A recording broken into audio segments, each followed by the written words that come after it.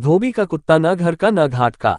एक बार कक्षा 10 की हिंदी शिक्षिका अपने छात्र को मुहावरे सिखा रही थी। तभी कक्षा एक मुहावरे पर आ पहुंची। धोबी का कुत्ता न घर का न घाट का। इसका अर्थ किसी भी छात्र को समझ नहीं आ रहा था।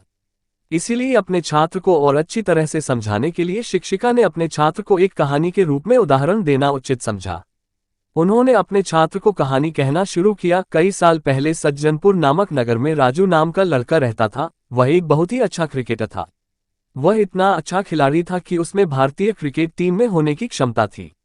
वह क्रिकेट तो खेलता पर उसे दूसरों के कामों में दखल अंदाजी करना बहुत पसंद था। उसका मन दृढ़ नहीं था, जो दूसरे लोग करते थे वह वही करता था। ये देखकर उसकी मां ने उसे समझाने की बहुत कोशिश की कि यह आदत उसे जीवन में कितनी भारी पड़ सकती है, पर वह नहीं समझा। समय बीतता गया और उसका अपने काम के बजाय दूसरों के काम में दखल अंदाजी करने की आदत ज्यादा हो गई। जब भी उससे क्रिकेट का अभ्यास होता था तभी उसके दूसरे दोस्तों को अलग खेलों का अभ्यास रहता था। उसका मन चंचल होने के कारण वह क्रिकेट के अभ्यास के लिए नहीं जाता था, बल्कि दूसरे दोस्तों के साथ अन्य अलग अलग खेल खेलने जाता था। उसकी यह आदत उसका आगे बहुत ही भारी पड़ी। कुछ ही दिनों के बाद नगर में ऐलान किया गया, नगर में सभी खेलों के लिए एक चयन होगा, जिसमें जो भी चुना जाएगा उसे भारत के राष्ट्रीय दल में खेलने को मिल सकता है।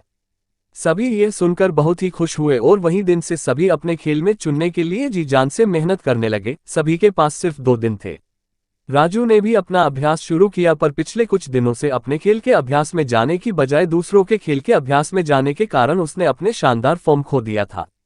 2 दिन के बाद चयन का समय आया। राजू ने खूब कोशिश की, पर अभ्यास की कमी के कारण वह अपना शानदार प्रदर्शन नहीं दिखा पाया और उसका चयन नहीं हुआ। वह दूसरे खेलों में भी चयन न हुआ, क्योंकि वे सब खेल उसे सिर्फ थोड़ा आते थे और किसी भी खेल में वह माहिर नहीं था, जिसके कारण वह कोई भी खेल में चयन नहीं हुआ। और उसके जो सभी दूसरे दोस्त थे उनका कोई न कोई खेल में चयन हो गया, क्योंकि वे दिन रात मेहनत करते थे।